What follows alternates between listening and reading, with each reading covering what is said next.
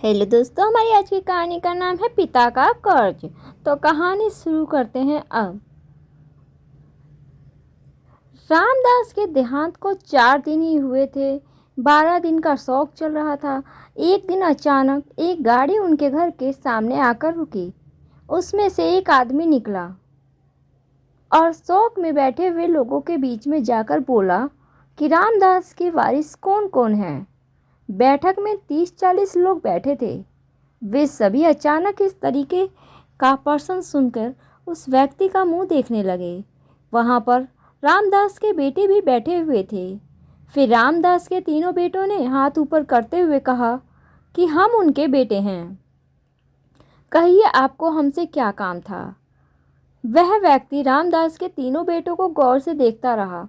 बाद में बोला कि आज से 20 साल पहले तुम्हारे पिता मेरे शहर में नौकरी करते थे। उस समय उन्होंने मुझसे कुछ रुपए उधार लिए थे। वह रकम ब्याज सहित अभी 1 लाख हो चुके हैं। आज मैं वह पैसे लेने आया हूँ। उस आदमी के इतना कहते ही वहाँ पर खुसुर फुसुर आपस में शुरू हो गई। रामदास का बड़ा बेटा, जो एक सरकारी नौकरी में था, खड़े होकर बोला कि आपके पास इसका क्या सबूत है कि मेरे पिताजी ने आपसे पैसे उधार लिए थे। वह आदमी मुस्कुराता हुआ बोला कि मैं एक वकील हूँ। इतना मूर्ख भी नहीं हूँ कि बिना सबूत के ही आपके पास चला आऊँगा। मेरे पास रुपए लेन देन का पत्र है जिस पर तुम्हारे पिता ने अपने हाथों से पूरा विवरण लिख रखा है और अपने हस्ताक्षर भी कर रखे हैं। बड़ा बेटा बोला कि मैं किसी भी पत्र को नहीं मानता। मुझे तो आप गलत लगते हो।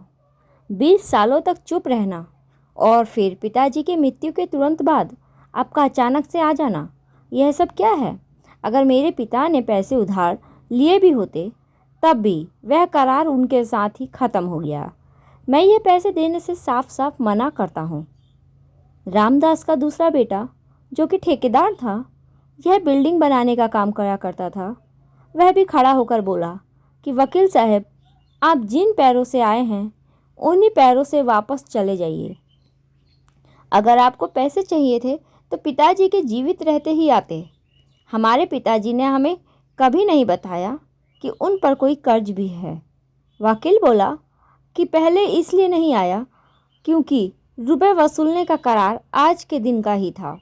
रही बात वापस जाने की, तो मैं आपको बता दूं कि मैं यहाँ कोई लड़ाई लड़ने नहीं आया हूँ। यहाँ से चुपचाप चला जाऊँगा। लेकिन अगर आप लोग अपने पिता का कर्ज देने से मना करते हो तो मैं कोर्ट का दरवाज़ा खटखटाऊँगा। मगर मेरे रामदास जी के साथ अच्छे संबंध थे।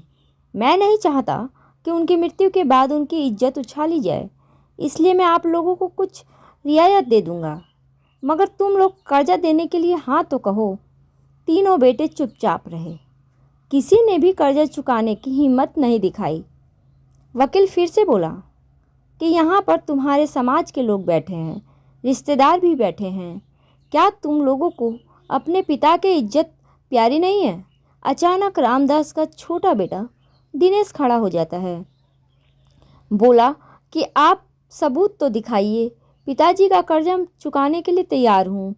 उसके इतना कहते ही उसकी पत्नी, जो अन्य औरतों के साथ दरवाजे पर ही खड़ी होकर पूरी बातें सुन रही थी और समझ रही थी, जल्दी से बाहर आई और फिर अपने पति का हाथ पकड़कर अंदर ले गई और बोली कि आप ये क्या कर रहे हैं।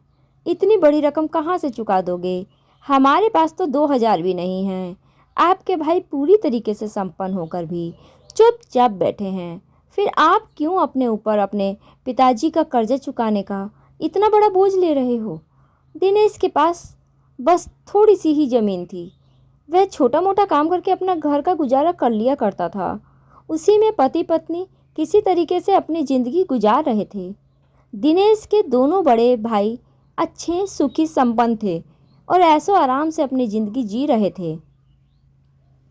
एक भाई की सरकारी नौकरी थी तो दूसरे भाई का अच्छा खासा एक कारोबार था। पिताजी ने अपने जीते जी दोनों को खड़ा कर दिया था और छोटे भाई दिनेश की जिम्मेदारी दोनों बड़े भाइयों को सौंप दी थी, क्योंकि पिताजी की तबीयत खराब ही रहने लगी थी। लेकिन दोनों भाइयों ने कभी भी अपनी जिम्मेदारी नहीं समझी और अपने अपने ज़िंदगी में मस्त हो गए। ना तो उन्होंने दिनेश को कोई कारोबार कराया और ना ही उसकी कभी किसी प्रकार की आर्थिक मदद की। दिनेश ने भी अपने भाइयों से कभी कोई शिकायत नहीं की। ऊपर वाले ने उससे जिस हाल में रखा हुआ था उसी हाल में मेहनत करके अपनी जिंदगी व्यतीत करता रहा। बस उसके पिताजी ने ज़मीन तीनों भाइयों के नाम कर रखी थी, जिससे उसकी थोड़ी मदद हो जाती और बस वह ही दिनेश का सहारा था। लेकिन अभी वह ज़मीन भी उसके नसीब में नहीं बची, क्योंकि आज वह भी जाने वाली थी। दिनेश ने अपनी पत्नी से कहा कि मैं अपनी ज़मीन बेच दूंगा, मगर पिताजी का नाम खराब नहीं होने दूंगा। दिनेश की पत्नी आंखों में आंसू भरकर बोली कि आपकी इसी आदत के कारण हम लोग गरीब हैं। भगवान के लिए उस ज़मीन को मत बेचिए। अगर ज़मीन बिक गई तो हम लोग भूखे मर जाएंगे। उसी के सहारे तो हमारे दिन कट रहे हैं। वह पत्नी के कंधों पर हाथ रखते हुए बोला कि तुमने हर सुख दुख में मेरा साथ दिया है। आज पिताजी की इज्जत का सवाल है। क्या तुम ये चाहोगे कि जीवन भर पूरे गांव के सामने मैं सिर झुकाकर चलूं? तो हमेशा मुझे सच्चा मर्द कहती आई हो, फिर आज तुम्हें क्या हो गया है? क्यों मुझे नामर्द बनाने पर तुली हो? इतना सुनते ही अचानक पत्नी के तेवर बदल गए। वह गर्व के साथ बोली कि माफ़ कर दो जी, आप जाओ, पहले परिवार की इज्जत बचाओ। रही बात पेट भरने की, उसके लिए मुझे आपके बाजुओं पर पूरा भरोसा है। आप हमें भूखे पेट नहीं सोने देंगे। फिर दिनेश डबल जोश में वापस बैठक में आ गया। अभी भी धीमी आवाज़ में ही खुसुर फुसुर हो रही थी। वकील मुस्कुराते हुए बोला कि अभी भी पिता का कर्ज चुकाने के लिए तैयार हो या पत्नी ने तुम्हारा पेच कस दिया? दिनेश मुस्कुराते हुए बोला कि वह एक मर्द की पत्नी है। वकील साहब, आप सबूत तो दिखाइए, मैं कर्ज चुकाने के लिए तैयार हूँ। हाँ, मेरे पास पैसे नहीं हैं, मगर मैं आपको अपने हिस्से की ज़मीन दे दूँगा, मगर पिताजी पर कर्ज नहीं रहने दूँगा। वकील ने एक बार फिर दिनेश के बड़े भाइयों की तरफ देखा, फिर कहा कि क्या तुम लोग अपने छोटे भाई का साथ नहीं दोगे? दोनों भाई ने सिर झुका दिया, कोई जवाब नहीं दिया। वकील बोला, आज से 10 साल पहले मैंने और रामदास जी ने मिलकर कुछ शेयर पत्र खरीदे थे। उस समय उनकी कीमत सिर्फ 5,000 रुपये थे। शेयर खरीदते वक्त यह तय हुआ था कि दोनों में से किसी एक की मृत्यु होते ही शेयर बेच दिए जाएंगे और जो रकम मृतक के हिस्से में आएगी वह जीवित हिस्सेदार या उसकी योग्य संतान तक पहुंचाएगा। जीवित हिस्सेदार के पास उस समय के हालातों को देखते हुए यह पूरा अधिकार होगा कि वह हिस्से की रकम सभी बेटों में बराबर बांटे या किसी एक को दे दे। यह उसकी मर्जी पर निर्भर करेगा।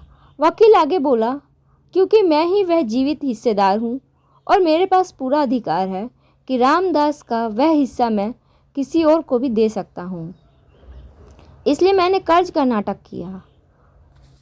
उन पर कोई कर्ज नहीं है, बल्कि शेयर बेचने के बाद और टैक्स काटने के बाद कुल 10 लाख उनके हिस्से में आए और वह 10 लाख मैं रामदास जी के छोटे बेटे दिनेश को देने की घोषणा करता हूँ, क्योंकि दिनेश ही उन रुपयों का सच्चा हकदार है।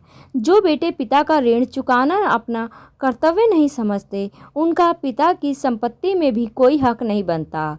इतना सुनते ही सभी लोग आश्चर्यचकित रह गए और रामदास के दोनों बड़े बेटों का मुंह उतर गया। अब उनकी पत्नियां कुछ देर पहले अपने देवर को मूर्ख जो समझ रही थी, अभी वे अपने पतियों को खा जाने वाले दृष्टि से देख रही थी।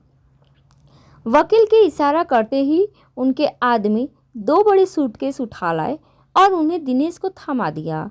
यह देखकर वहां विराजमान लोगों ने तालियां बजाकर दिनेश का स्वागत किया। जब दिनेश दोनों सूटकेस उठाकर अंदर कमरे में ले गया, तब उसकी पत्नी दौड़ कर आई, भरी आंखों से पति को निहारते हुए बोली कि आज समझ में आ गया, सच्चाई, ईमानदारी और खुददारी के रास्ते में कांटे और दर्द बहुत मिलते हैं, मगर एक दिन ईश्वर सुनता जरूर है और जब भी वह सुनता है तब छप्पर फाड़ के देता है।